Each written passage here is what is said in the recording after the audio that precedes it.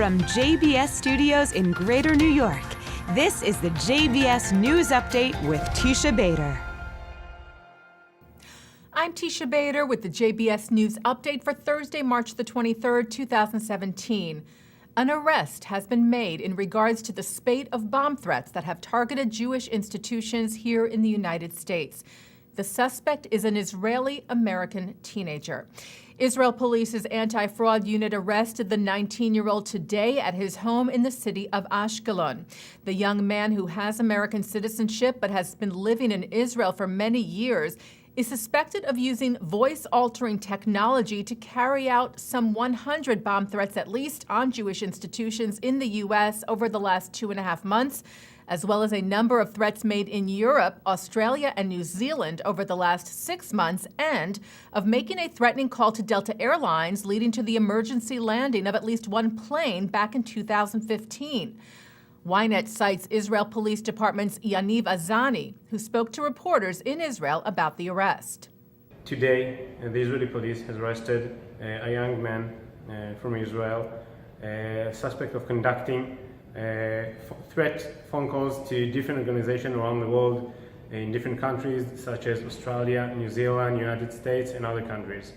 This call was caused to a chaos and disorder around the world, and it led to a joint international investigation with the Israeli police and other law enforcement around the world.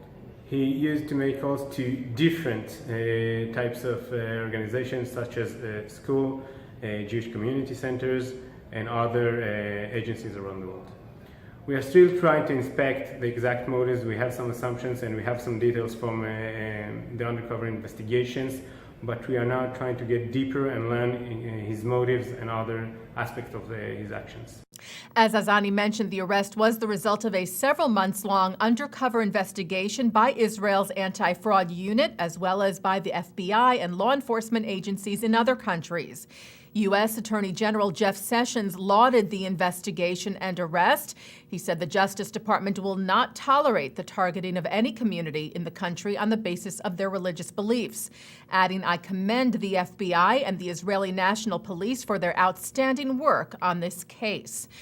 And while the motivations of the suspect remain unclear, there are reports that he suffers from mental and/or physical issues that could affect his behavior, issues which reportedly prevented him from being drafted into the IDF when he turned 18.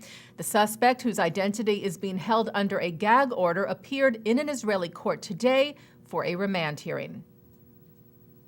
Well, Israeli leaders expressed their outrage and their condolences after the deadly terror attack yesterday in London.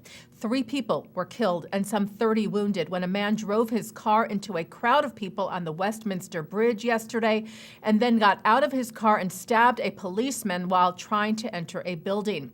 The terrorist, identified today by British police as 52-year-old Khalid Massoud, was shot dead. The Islamic State has claimed responsibility for the attack.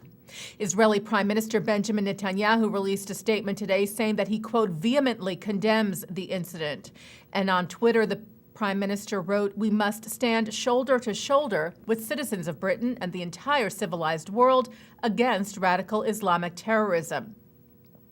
Israel's President Reuven Rivlin also tweeted his condolences to the British people. He wrote, "Terror is a threat to us all, and we must stand united against it."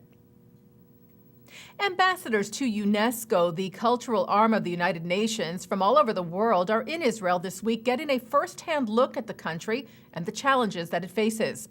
The delegation is being led by Israel's ambassador to UNESCO, Carmel Shammah-HaKohen, and it was organized by the American Jewish Committee's Project Interchange.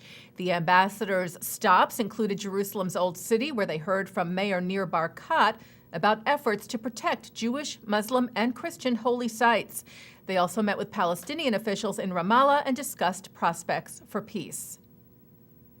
The APEC Policy Conference will convene this Sunday. The gathering of the pro-Israel lobby will open with a tribute to the late Israeli President and Prime Minister Shimon Peres, who died in September at the age of 93.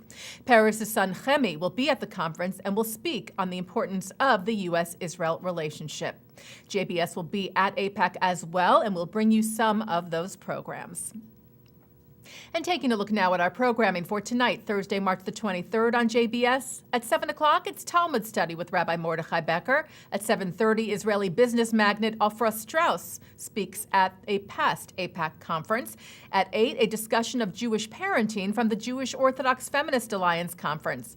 At 9, Mark Golub talks about Jewish parenting with consultant Meg Akabas on L'chaim.